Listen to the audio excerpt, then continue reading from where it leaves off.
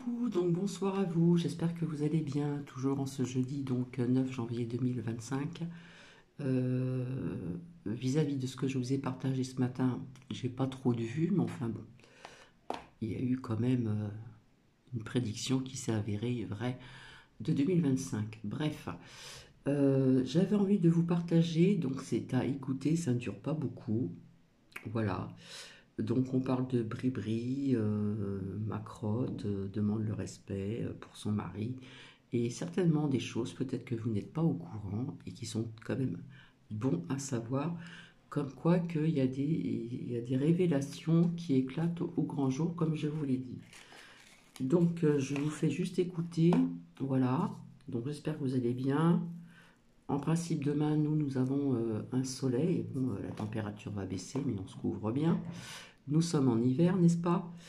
Il y a des choses que j'ai appris là-dessus, que je n'étais pas au courant, dont j'avais parlé il y a très très longtemps au niveau de euh, VIOLS sur des jeunes filles, voilà. Donc je vous souhaite une bonne écoute. Je n'étais pas au courant que pour les personnes qui portaient un bonnet jaune auront une amende, voilà. Donc voilà, je pense que le son est au taquet et j'ai un petit peu de temps, il est 20 heures passées, vous savez, moi je suis seule, donc j'ai le temps de manger, de dîner, de manger. Et assez rapidement, je vous souhaite une bonne écoute. Prêtez bien attention à ce que vous entendez. Merci.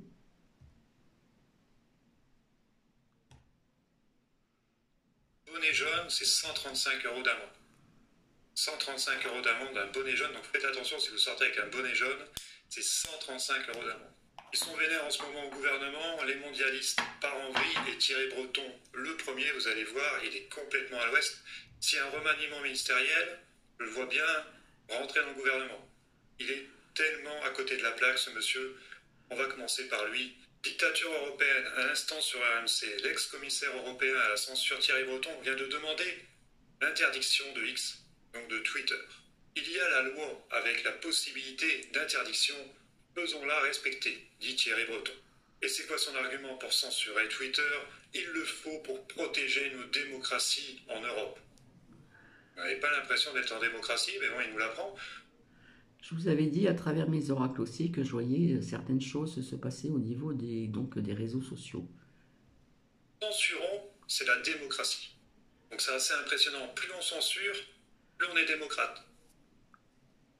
C'est assez impressionnant leur façon de penser. Ce vieux monde panique complètement face au vent de liberté qui souffle avec Trump et Elon Musk et les annonces de Meta. On va revenir là-dessus juste après. Donc Meta, c'est Facebook, pour ceux qui ne savent pas. Je rappelle que 0 eurodéputé français, pas un seul, n'a voté contre le règlement européen. DSA. De censure, honte à eux. Ça, c'est Florian Philippot qui le dit. Dégageons ce vieux monde, liberté et Frexit. Combat vital. Je pense qu'on n'aura même pas besoin de faire le Frexit. L'Europe, l'Union Européenne va s'écrouler et tout le monde va reprendre sa monnaie. J'en ai là. C'est ce que je vous avais dit il y a très très longtemps au niveau de l'Europe. Mais pour la monnaie, je ne vois pas en 2025 changer de monnaie, hein. Je vous avais dit qu'on resterait en euros. Impressionnant. Comme le dit le cercle Aristote, quand tu perds le contrôle du narratif, tu paniques. Et tu pars dans une fuite en avant grotesque. Si vous vous intéressez à la spiritualité, Ce sont des menaces en l'air, mais qui révèlent leur esprit totalitaire. Barreau est un soumis à l'Empire. Quand Trump sera investi, il rampera comme tous les larves européistes. J'en ai l'impression. Je pense que c'est des paroles en l'air. Il ne peut pas censurer X. Parce que les États-Unis sont trop puissants en Europe. Et là, on enchaîne avec Meta, donc Facebook, qui avait dit qu'il allait virer les fact-checkers qu'il y avait sur Facebook, mais aux États-Unis, pas dans l'Union européenne. Clara Chapa, j'ai échangé avec la direction de Meta France. Écoutez bien, Meta France, c'est pas pareil que Meta aux États-Unis. Ce soir, qui m'assure que cette fonctionnalité ne sera déployée qu'aux États-Unis pour le moment. En Europe, le Digital Service Act sera respecté. Donc c'est toujours les agents de la CIA, les PI, et surtout la CIA dans l'Union européenne, qui jouent les modérateurs en Europe. Croyez en ma vigilance sur le sujet. Ah, ils y tiennent à leur censure, hein, ils y tiennent. Donc Facebook, faites attention. Hein. C'est le vent de liberté, il n'est pas pour Facebook France. Pour Facebook aux États-Unis parce que Mark Zuckerberg a peur d'aller en prison. Parce qu'il a censuré les Américains et donc il risque la prison. La censure va continuer ici. Comptez sur moi pour faire du zèle. La liberté d'expression, c'est la censure pour eux. Et oui, c'est ça l'Union européenne. C'est l'Europe nazie. Et Thierry Breton ne s'est pas arrêté là. Écoutez bien, les empires déclinants, le Royaume-Uni, la Russie et la Turquie.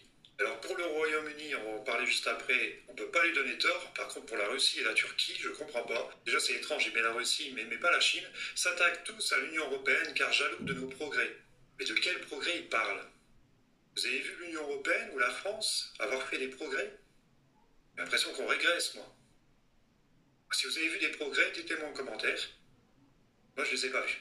Notre dynamique démocratique, donc la censure, c'est... Donc plus il y a de censure, pour lui, plus on est démocratique. Et projet de vivre ensemble. Oh, qu'est-ce que ça se voit que... Oh, le vivre ensemble, ça fonctionne. Hein. Tous les femmes qui se font trucider chaque jour, le vivre ensemble, on va en parler aussi de ce qui s'est passé en Angleterre. Vous allez voir que le vivre ensemble, ça fonctionne très bien. Soit il est complètement con, soit il est devenu complètement fou. Je pense que c'est un mixage des deux. Ils sont à moitié abrutis et ils sont dans une secte où ils croient en leurs mensonges. Maintenant, aujourd'hui, ils vont aller jusqu'au bout, ils vont aller dans le mur. Et malheureusement, ils nous entraînent avec eux. On enchaîne justement avec ce qui se passe au Royaume-Uni. Je vous avais parlé des viols qui avaient eu lieu par des Pakistanais. Donc là, faut bien écouter. Faut bien écouter. Au Royaume-Uni, le Royaume-Uni a voté. Est-ce qu'il allait y avoir enquête ou non sur ce qui s'est passé et qui sont réellement les responsables?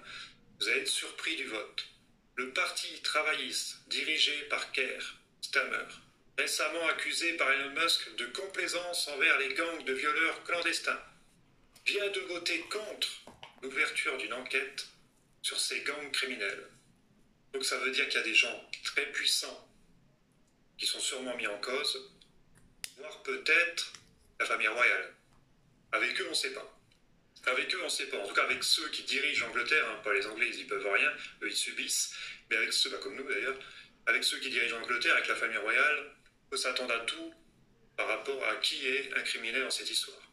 Alors, Aldostérone, qui vient en Angleterre, justement, nous détaille 364 parlementaires britanniques ont voté contre l'ouverture d'une enquête sur les viols de mineurs par des gangs de Pakistanais sur 650. C'est une position politique claire et forte. Les viols doivent continuer. On a un gouvernement anglais qui organise le massacre de sa propre population. Avant, il massacrait les Irlandais, les Écossais, mais non, ça ne suffit pas. Ils massacrent leurs propres enfants, comme en France, par des clandestins. Pour nous remplacer par qui? On ne sait pas trop. Si c'est par ceux qui arrivent fraîchement des bateaux, là, on souhaite bon courage. En plus de ça, les pères de famille et les mères de famille ont essayé d'alerter que leur fils se faisait violer, pour ceux qui l'ont su, qui l'ont découvert. Qu'a fait la police? Elle les a arrêtés.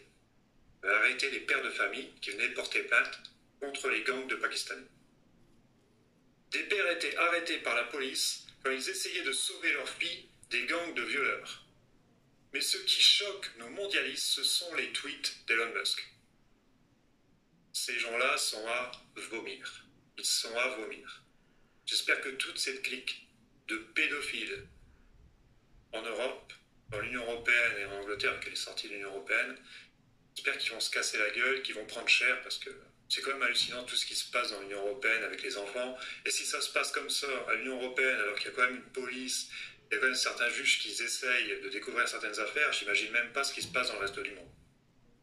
Parce que là, il n'y a pas de médias, il n'y a rien, donc ça doit être une boucherie. Maintenant, sans transition, quoique, on enchaîne avec Brigitte Macron, qui est venue faire le service après-vente pour son mari sur TF1. Et là, c'est pas terrible, hein, c'est pas terrible du tout. Comme le dit Florian Philippot, mon Dieu, cette opération, il faut sauver le soldat Manu, est d'une telle indécence. Ça sent le roussi pour qu'ils en arrivent là. Brigitte nous explique qu'il est meurtri. Emmanuel Macron est meurtri. Oh mon Dieu, c'est vrai que ça se voit sur son visage qu'il est meurtri. Ce qu'il entend, C'est très difficile à propos de lui. Mais il ne le dit pas, pauvre chou. Pauvre chou. S'il y a une chose qu'Emmanuel Macron mérite, c'est le respect, d'après Brigitte Macron. Tu sais où tu peux te le carrer, ton respect pour ton mari, franchement... On est respecté quand on respecte. Emmanuel Macron ne respecte personne, mais il n'y a pas que nous qui le méprisons. Tous les dirigeants dans le monde le méprisent. Il n'y a pas que nous, c'est général. Et Florian Philippot refait son bilan, qui a éborgné les gilets jaunes, embastillé les paysans en lutte, voulu emmerder les non-vaccinés, menti, trahi, rabaissé en permanence la France et les Français, si ce n'est Macron, et il ose se dire meurtri et il demande le respect. Mais que croit-il? Il ferait mieux de partir et vite. Florian Philippot, tu rêves, il partira pas. Il ne partira pas. On enchaîne avec Sodome et Gomorrhe, Hollywood est en feu. Encore, vous avez déjà parlé de pas mal de villas qui prenaient feu bizarrement à Hollywood, mais là c'est tout Hollywood qui brûle. On va essayer de comprendre pourquoi. Tous ceux qui sont contre Trump et qui aiment énormément les enfants à Hollywood, bizarrement leur villa s'enflamme. On va essayer de comprendre pourquoi. Qu'est-ce qui s'est passé dans cette ville? Donc la ville woke de Los Angeles a récemment nommé sa toute première chef des pompiers une femme LGBTQ+. Ah oui, on est en Californie. Avec pour objectif de recruter davantage de femmes et de pompiers homosexuels. C'est une réussite. Vous allez voir, c'est une réussite. Donc Los Angeles est ravagé par les flammes, je vais vous montrer une vidéo juste après. La mairie de Los Angeles, ultra woke, ne sait pas quoi dire. Elle a diminué le budget des pompiers de 18 millions de dollars, a refusé de remplir les châteaux d'eau et a forcé le wokisme et l'inclusivité DEI au sein des pompiers comme étant la principale urgence actuelle des pompiers. Donc le principal, c'est pas d'avoir des pompiers compétents, c'est d'avoir des pompiers LGBT ou homosexuels. C'est triste. C'est triste, je vais vous montrer les images. Alors regardez les images, je vous mets pas le son, ça sert à rien. Les images parlent d'elles-mêmes. Regardez-moi ça.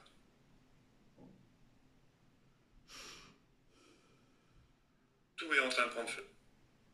Ah, la villa de Danny Boone et tout, je sais pas où elle est située. D'ailleurs, Patrick Bruel n'est pas sûr que sa villa est tenue. Donc il va pas rester grand-chose de la Californie. On dirait qu'il veut faire table rase de la Californie. Après, on le sait, ils vont très vite, les Américains. Après, ils vont tout reconstruire pour les JO. Et pour les JO, ça sera, la Californie aura énormément. Donc là, on en prend et on en laisse, comme je le dis, toujours. Nous verrons ça par la suite. Changer, elle sera plus woke. Quoi qu'avec Hollywood, j'ai des doutes, mais Hollywood est en train de s'écrouler aussi. Donc je pense que ça va être comme ça, vous allez voir. En ce qui concerne Hollywood, il y a très longtemps, je vous avais dit que ça allait tomber. Il faut regarder loin en arrière. Dans 4 ans, à peu près, moins de 4 ans maintenant, pour les JO en Californie, la Californie aura énormément changé. Mais en 4 ans, il n'y aura pas que la Californie qui aura énormément changé. Je pense qu'il va y avoir un sacré bouleversement dans les prochaines années partout sur Terre. On enchaîne avec l'Ukraine et avec Zelensky. Zelensky lui-même admet désormais que des sommes énormes ont disparu, la moitié des 177 milliards de dollars. La moitié. La moitié des 177 milliards de dollars, vous imaginez? Ce qui, dans un écosystème médiatique normal, serait un scandale d'une ampleur énorme. Je suis d'accord. Bizarrement, c'était une théorie du complot. C'était une théorie du complot quand on disait qu'il s'est acheté un casino, qu'il s'est acheté des villas, que plein d'Ukrainiens en profitent de l'argent qu'on envoie. C'était des théories du complot. Et maintenant, Zelensky lui-même dit « Non, en fait, la moitié de l'argent a disparu ». Lui, il ne sait pas où est l'argent. Il est en train de nous faire comme au Patagone. Le Patagone, il y a un audit à peu près tous les ans où ils regardent leurs finances. Et à chaque fois, ils disent « On a perdu 10 milliards. On a perdu 20 milliards. » C'est des sommes énormes. Ils ne savent pas où ils sont. Ils ne savent même pas retracer où est parti l'argent. Et c'est le Patagone. Vous imaginez? On enchaîne avec Didier Maesto qui nous alerte sur une propagande qui est en train d'émerger sur tous les médias. Faut-il rendre obligatoire le port du masque, vous entendez bien, le port du masque, dans les lieux publics pour lutter contre les épidémies de grippe et de Covid-19? C'est quoi encore cette connerie? Vous me direz Didier Maesto. C'est quoi cette connerie? D'où ça sort, ça? ils sont repartis à nous obliger à avoir le masque dans les lieux publics. Moi, j'en vois encore 2-3 de temps en temps qui portent le masque dans les magasins. C'est assez rare. Il y a une caissière qui le fait. On sait 2-3 personnes, vraiment des fois des personnes âgées. Alors peut-être s'ils sont malades, qu'ils le portent pour ne pas refiler leur grippe, c'est bien. Parce que normalement, c'est pour ça qu'on porte un masque. C'est pour ça que les Asiatiques portent des masques. C'est parce que les Asiatiques, les Japonais vont travailler malades. Le Covid n'est pas une excuse au Japon pour ne pas aller travailler. Vous allez travailler quand même. Et vous allez porter un masque pour ne pas refiler votre grippe à tout le monde. Donc c'est de l'altruisme. C'est pas pour eux, c'est de l'altruisme. Et nous, on a porté un masque soi-disant pour ne pas être contaminé. Et le masque ne change rien. Quand un chirurgien met un masque quand il vous opère, c'est pour ne pas postillonner dans votre plaie. Il n'a pas peur d'attraper un virus. C'est pour vous qu'il le met. C'est pas l'inverse. Masque, si, il y a le seul masque pour contrer les virus, c'est le masque à oxygène. Avec une bouteille à oxygène. Là, ça nous coûte très cher. Et ça, ce masque-là, c'est ridicule. Et ben, c'est peut-être parce qu'ils ont des vieux stocks de masques, je sais pas. Ouais, ils sont repartis, ils sont en train de préparer un nouveau virus, je sais pas. On verra dans les prochains mois. Donc je vous ai parlé aussi certainement de peut-être de reporter la muselière, ça dépend. Et ça, je l'ai découvert donc en fin d'après-midi. Et on va finir la vidéo avec nos amis belges, comme quoi il n'y a pas que Zelensky qui perd des milliards, qui ne sait pas où ils sont passés. Un rapport présenté à la Chambre des représentants montre que le gouvernement fédéral belge a perdu la trace de 66 milliards d'euros. On dirait qu'il nous annonce ça comme si qu'il avait perdu 66 euros. 66 milliards d'euros de subventions octroyées durant l'année 2023. Personne n'est en mesure de dire où et quand l'argent a été distribué. Si ça, c'est pas du détournement d'argent public, ça n'est rien comprendre. Et je vous dis, ils savent que ça va s'effondrer, et que ça soit Zelensky, ou les gens qui entourent Zelensky, ou ceux qui dirigent les pays de l'Union européenne, ils sont en train de mettre de côté. Je peux vous dire que les euros qu'ils ont volés, très vite, ils les ont changés en dollars ou en d'autres monnaies, en francs suisses. Et avec cet argent-là qu'ils vont planquer, quand la Californie va falloir reconstruire des villas, vous allez voir que c'est eux qui vont tout racheter. Des terrains, et qui vont se reconstruire des belles villas, et qu'on les verra tous au JO dans 4 ans, en Californie, avec cet argent, avec tout l'argent qu'ils ont volé dans l'Union européenne. J'en suis sûr et certain. L'argent, il n'est pas perdu pour tout le monde, ça c'est sûr. Il est perdu pour les peuples, mais pas pour eux. Allez, je vous laisse là-dessus, si vous avez aimé. Voilà, vous voyez que c'était pas très long. Donc comme je vous dis, hein, pour reconstruire vis-à-vis des JO aux USA, je ne peux rien dire là-dessus. Mais j'ai trouvé ça intéressant, donc c'est pour ça que je me suis quand même empressée de vous partager ceci. C'est une écoute, mais comme quoi qu'on apprend certaines choses, et je vous ai dit encore il y a très longtemps, et il n'y a pas très longtemps non plus, qu'il va y avoir des vérités qui allaient sortir. Voilà. Donc sur ce, je vous souhaite une bonne soirée, et puis j'espère que cela va vous... Alors il y a peut-être des personnes parmi vous qui sont déjà au courant, d'autres non. Donc on apprend quand même certaines choses qui sont quand même intéressantes quand même à savoir. Voilà, je vous souhaite une agréable soirée, je vous dis à très bientôt. Bisous bisous.